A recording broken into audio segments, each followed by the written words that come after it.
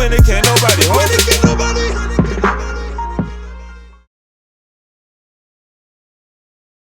But you're tuned into the Hip Hop Uncensored podcast with your host, brother O God over here, and Sam Ant. Let's jump over here to this next story, Sam, man. Vic Mensa dropped the video just a couple of days ago, and it's got a lot of people talking. As a matter of fact, people on YouTube are not really feeling this one, and you can see it. You know, the dress there that he's in.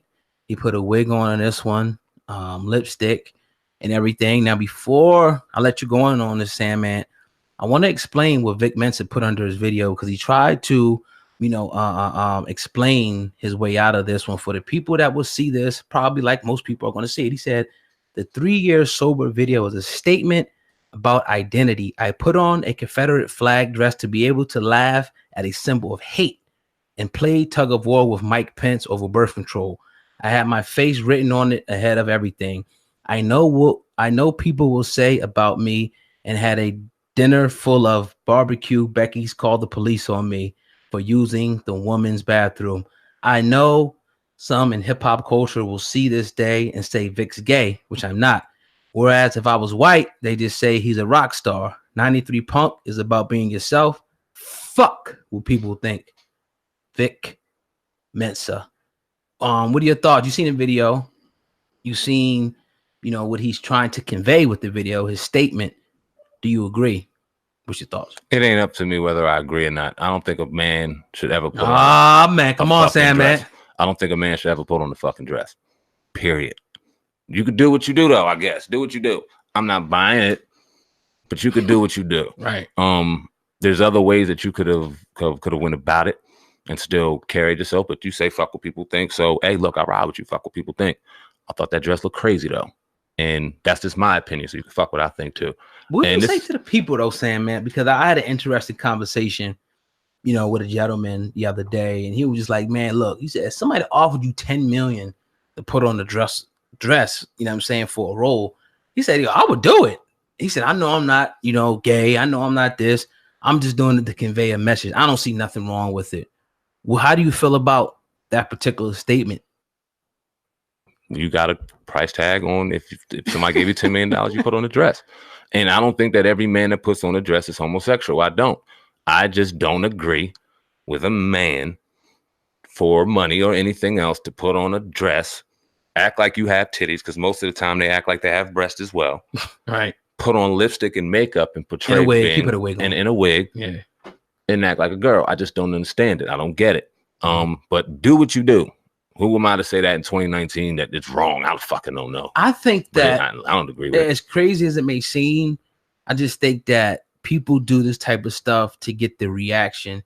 And he wants everybody to talk about it like this one, and everybody to be up in arms, because it makes the video popular, makes him popular, and it gets people talking about that. Now, obviously, you're going to have so many different, if you look across YouTube and different social media outlets, you're going to have so many different perspectives. People going to call him a sellout, this, that. But you're also going to have people going to look through it and say, okay, he said, look, the reason why, I wore, the dress was to laugh at the symbol of hate that the Confederate flag, represents. Now, one could say he could have just put a flag up there and did something else. Why put on the dress? Now, me personally, I don't agree with a man, especially a black man, that's just me, putting on a dress for any amount of money for any reason to symbolize anything. I just think that, it's just something that we don't need to be doing. That's just my, you can love me, you can hate me for it. But I don't have a problem with him trying to convey a message to the people about, racism, hate, and different things, birth control. I don't have that problem, but I don't agree with him, going to the extent of dressing as a woman, lipstick, makeup, lingerie, all that type of stuff. I don't agree with that at all. Man, look, I've always rocked with Vic Mensa. I've been rocking with Vic Mensa since we started this podcast. You can go through the playlist, on Uncensored True Podcast or Viral Hip Hop News and Vic Mensa and see we've always been high on this young brother. As much criticism that he's always taken. And the one thing is he's never been afraid to be himself and to stand by his convictions. The last time we spoke on him, I believe, was when he said something about Triple X. He said something very negative on a cipher. Yeah.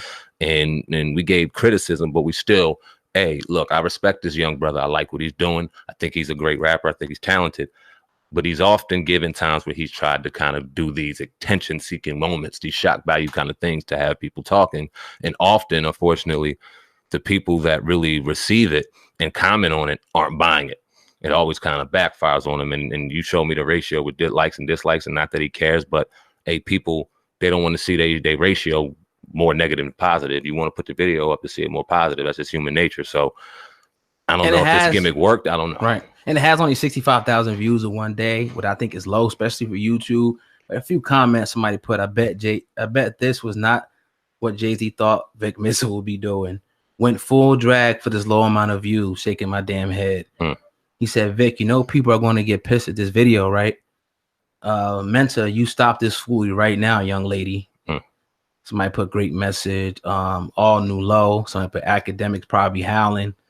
He looks much like Prince with the eyeliner. Somebody put that. Yeah, so there's a lot of different, comments here that people, are putting out there. But eventually, what we're going to see is just people just commenting on this and giving their opinion, which I love. I love to see what different people are going to say and think about this, especially in our comment section, our videos and everything. But I don't know. Again, we're going to defer this to the people out there, especially for the YouTubers and stuff. We gave our opinion. What do y'all think in the comment section, of this? Do you think he went too far? Do you think it even backfired? 65K one day. No, really. He got 200K subscribers. For somebody that he should at least have 500,000 views on this video. Yeah. That's just me. And this being said, I mean, I ain't about to cancel Vic Mensa. I like him as an artist. I like the music he throws out. I'm not a biggest fan of this song, even if I just listen to it and don't see the video. It's not my cup of tea, but go ahead and experiment in your creativity. And when you get back to hip hop, I'll be here to support you. Man, they going in on him too, boy. You got to read the comments section. He does these things often, and maybe not to this extent. It always seems to backfire on him. People don't receive it the way I guess he wants to throw it out there. But he's throwing off the persona of fuck what everybody thinks. I don't know if it's really hurting him behind the scenes or what, but I mean, he's going to continue to do what he do. Yeah, man. But you're tuned into the Hip Hop Uncensored podcast with your brother, Old God and Sandman, going in today on this Friday night. I want everybody listening, do not forget to go ahead and hit that subscribe button. Also, make sure that you hit us with that 5-star rating and leave a comment. Let us know how much you enjoy the podcast. Sandman, you said Eddie Griffin had a statement out there you wanted to rap about. Yeah, man. Anytime Eddie Griffin, Paul Mooney, any of the OGs say anything, I'll pay attention to it and like to bring it and turn it into content if I can, because it's such always an awesome conversation within the comment section with us and everything. So they were the Daily Beast. I guess they're a very popular Twitter site. They got like millions of my subscribers and things like that. They said, gave criticism to Kanye West on exploiting, quote unquote, the church clothes. So they said, is Kanye West exploiting religion for profit with his pricey church clothes line? Now, he does Sunday service every Sunday where they get a bunch of people together and do some dope ass music, where I guess he has his big guard. We saw that wild shit that he puts, and now he's putting it for sale, calling it church clothes. Eddie Griffin had a response to that. He said, religion has been exploiting people for profit for a long time. Oh, God, I know you love this topic. I know you love this topic. Yeah. What you think about that, man? Yeah, 100% accurate. Definitely. I mean, ultimately, when you look at, and no disrespect to anyone in the church, but even this over the time that I've been alive, these people have been promised, hope, been promised, been made to look at something in the sky to fix their problems, to save them, to rescue them. When all in real reality it has to be them who has to get themselves out of the situation. It has to be them who's going to turn their life around. It has to be them who get themselves off drugs. It has to be them who's going to get themselves off cigarettes. We can't get into the point where, looking something outside of us to fix things. And how's that exploitation? Because they take a 10%. Most churches take 10% from people and they say, you're giving this to the Lord to do such and such. And you really doing nothing but feeding this one man and woman and their family, putting them through college, letting them drive the Benz. While a lot of times you got a lot of churches that do a lot of great things, but you got some churches who just siphon money out of the community in the name of the Lord, in the name of Jesus, and don't give anything back. To me, that's highway robbery, and it's going on such a wide, scale all across America, all through the world. Yeah, it could probably be wrong for Kanye. I mean, whatever, but this is America. This is what it is. You're allowed to set up markets. You're allowed to go into church and make a church clothes brand and sell it if people are going to buy it. Can't nobody stop you. That's what I'm going to talk to you real quick about. Oh God, Kanye West. Do you have a problem with him doing that? I mean, you guess you were about to start going in on that. Nah, I don't. Okay, because I don't either. Right. I mean, if he's going to go out there and do his thing, it's no different than an offer pot getting thrown around. And nobody got a problem with that. If people are going to buy it and they like it, let them do it. My thing is, why are you giving criticism for it when you've watched it go throughout time, happen, and never been a problem? But now that this brother's doing it, and what people have a problem. Do you have a problem with the Sunday service? Because a lot of people, Christians in particular, they don't like it. They think that it's mocking God. They don't like that that he's out there doing that, exploiting the clothes. They have a real big problem with that. Anytime I've ever heard Kanye West do Sunday service, I've just heard some good fucking music. And I'll vibe to it for 10, 15 minutes. I wouldn't get into the worshiping part, but you hear people calling it a cult. You hear people saying this, saying that. You got some Does people it deserve the criticism? Who are real dogmatic about certain things. You got some churches, they don't let women wear pants. You got certain churches are real superstitious with a lot of things. Or they think that this may be devil music. We grew up like that. Oh, this is that and third, which is ludicrous at the end of the day. So I'm not surprised to see people that are going to say that. For one, they think he's a secular artist.